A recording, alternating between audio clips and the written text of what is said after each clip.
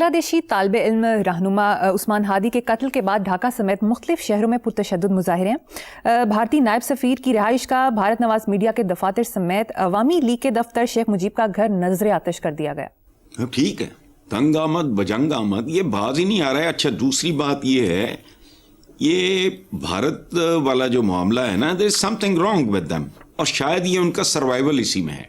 ہم باہر بیٹھے ہیں، ہمیں لگتا ہے کہ یہ چنڈالوں کا چنڈال چوکڑی ہے، ایک پولیٹیکل پارٹی نہیں ہے، لیکن ان کا سروائیول ہے.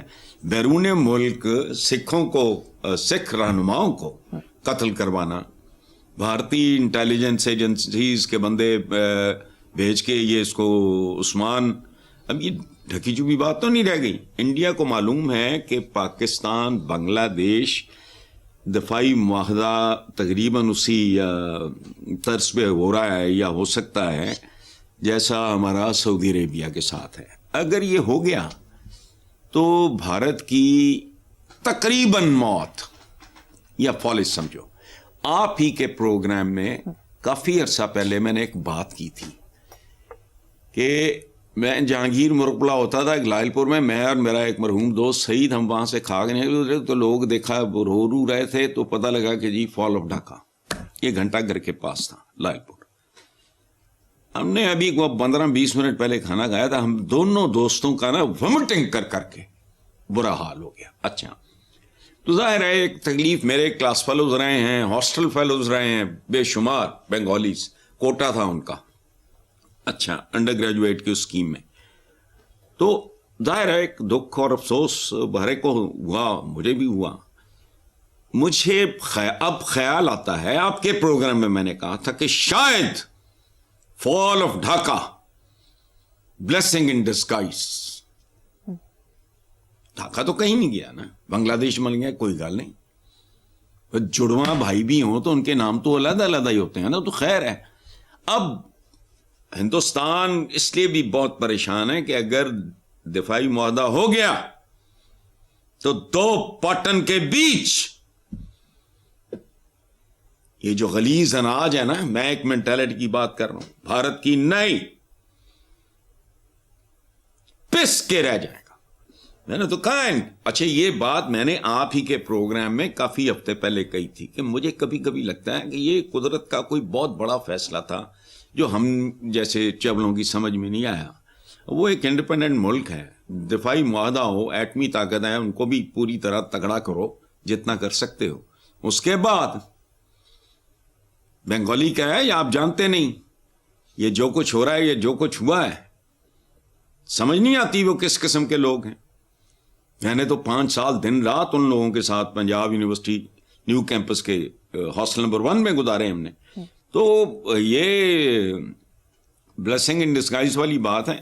بھارت کا بنگلہ دیش سے مکمل طور پہ کریا کرم ہو جائے، پاکستان بلکہ اگر کوئی غلطیاں ہم سے ہوئی ہیں ان کا ازالہ کرے. دو بھائیاں علیحدہ رہتے ہوں، بے شک تگڑے ہوں، بیچ میں ہو دشمن تو سبحان اللہ. اگین یاد رکھنا، جب میں بھارت کی بات کرتا ہوں تو بھارت کو نہیں، یہ ایک مخصوص مائنڈ سیٹ ہے جس سے مجھے نفرت ہے، نہ بھارت سے نہ بھارتیوں سے. میرا تو صدیوں پہ پھیلا ہوا ماضی ہے وہاں بھائی. چلو بالکل درست کہا. نیکسٹ خبر. اخباری رپورٹ کے مطابق آئی ایم ایف نے درآمدی ڈیٹا میں $35 ارب کے تضادات پائے جانے کے بعد پاکستان پر شماریاتی اصلاحات کی شرط عائد کر دی. دوسری طرف موجودہ حکومت کے ابتدائی 20 مہینوں کے دوران قرضوں میں 12,169 ارب روپے کا ریکارڈ اضافہ ہوا. وفاقی حکومت کے قرضوں میں اضافہ مارچ 2024 سے اکتوبر 2025 کے دوران ہوا.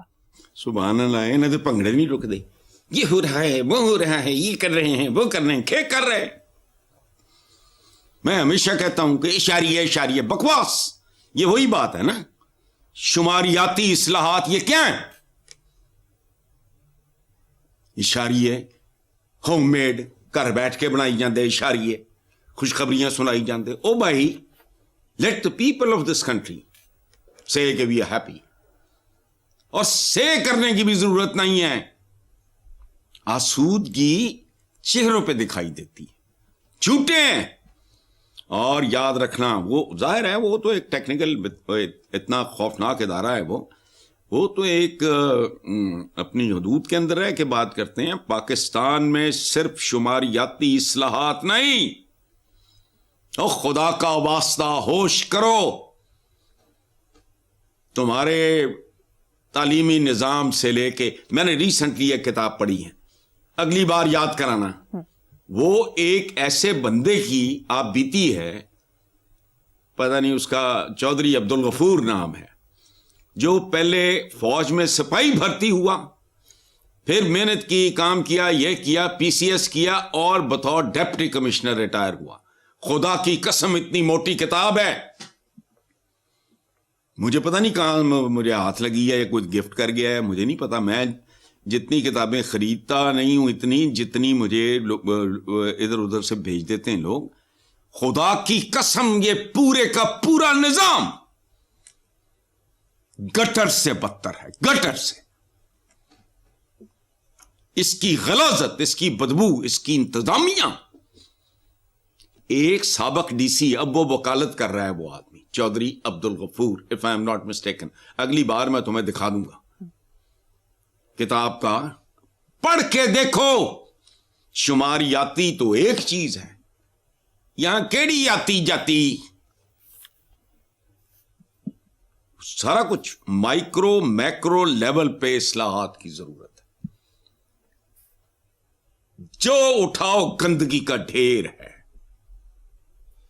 بلکہ جتنا اٹھاؤ گے اتنا ہی بدبو بڑھتی جائے گی. قرض پہ قرض, ریکارڈ پہ ریکارڈ بنا رہے ہیں. اس حکومت کا خلاصہ ایک لیڈنگ اخبار کی رپورٹ کے مطابق IMF نے کہا کہ پاکستان کی معاشی کمزوریاں بدستور موجود ہیں. یہ اخبار کی سرخی سنا رہا ہوں, اتنے گپوڑیے بیٹھے ہیں, اشاریے نے, کھوکھلے دعوے ختم ہی نہیں ہو رہے. اب گپوڑیے لگے انہیں, وہ ضرورت نہیں ہے بھائی. اگر کوئی امپروومنٹ ہے اکانومی سمجھ, یہ سوال ہی نہیں پیدا ہوتا. پاکستان ایک ایسا برتن ہے جو نیچے سے نہیں اوپر سے بھی لیک کر رہا ہے. تو معاملی یہ ہوتا ہے نا کہ وہ مٹکا ہے, مٹی ہے, جو بھی ہے, دیگ ہے, وہ نیچے سے لیک کر رہی. یہ دو طرف سے لیک کر رہا ہے. یہ میں پھر کہہ رہا ہوں, پاکستان کو جاننا ہو ایک کتاب کافی ہے. اور اس بندے کو ریٹائر ہوئے کو 100 سال نہیں ہو گیا,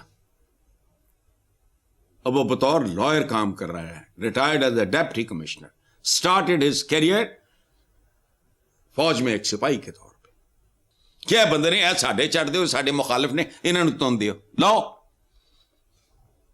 1001 واقعہ اس کتاب میں ناموں کے ساتھ موجود ہے. خدا کی قسم یہ جرائم پیشہ لوگوں کا ہجوم اکٹھا ہوا ہے. بے شک. چلو جی, نہایت بدقسمتی حسن صاحب. دوسری طرف قومی اسمبلی کی قائمہ کمیٹی برائے اوورسیز میں انکشاف ہوا ہے کہ بھیک مانگنے پر مختلف ممالک سے ہزاروں پاکستانی ڈیپورٹ ہوئے ہیں. سعودیہ 24,000, دبئی 6,000, آذربائیجان 2,500, سیاحت کے لیے کمبوڈیا اور برما گئے 14,500 شہری واپس نہیں لوٹے. جعلی فٹ بال ٹیم میں لنگڑا شخص جاپان چلا گیا. ڈی جی ایف آئی اے کے مطابق رواں سال 51,000 مسافر آف لوڈ کیے گئے ہیں. دیکھو بات سنو, یہ انہوں نے جو کہا اس کو تو چھوڑو. آپ کے پیارے وزیر اعظم نے خود پتہ نہیں کسی خلیجی ملک میں کھڑے ہو کے کہا تھا کہ آپ یہ سمجھ رہے ہوں گے کہ میں آپ سے کچھ مانگنے آیا. ٹھیک تو ٹاپ تو شروع ہوتا. گلیشیئرز اگر زہریلے ہوں گے تو ندی نالوں میں پانی زہریلا ہوگا. عوام اپنے حکمرانوں کا عکس ہوتے ہیں, دوسری طرف بھکاریوں کی قسمیں ہوتی ہیں. بنیادی سی بات یہ جو آپ دیکھو. اور ایک اور بات, میری کتاب ہے, میں اکثر اس کا حوالہ دیتا ہوں. اس کا ایک جملہ ہے کہ جہاں آئین ٹوٹتا ہے, اوپر آئین ٹوٹے گا, نیچے پبلک اشارہ توڑے گی. یہ اس کا یہ ٹریفک ٹوٹ پھوٹ کا کاروبار. جتنی غلاظت ہماری سیاست میں ہے, پھر وہی کتاب, ایک کتاب, وہ اتنی موٹی کتاب, بندے کی آپ بیتی ہے, ایک PCS آفیسر کی، سوائے اس میں غلاظت، گندگی، بدبو کے، ذلت کے، رسوائی کے، دکھ ہوتا ہے کہ یار یہ اندر سے اتنا، حالانکہ مجھے پتا ہے بدبودار ہے، گندا ہے، غلیظ ہے، لیکن میرے فرشتوں کو بھی اندازہ نہیں ہے سسٹم اتنا غلیظ ہے. اس لیے چلو یہ DGFI 51,000 فلانے ٹمکانے آف لوڈ ملک دے وچ جڑے بیٹھے وہ بھی آف لوڈ ہوئے نے.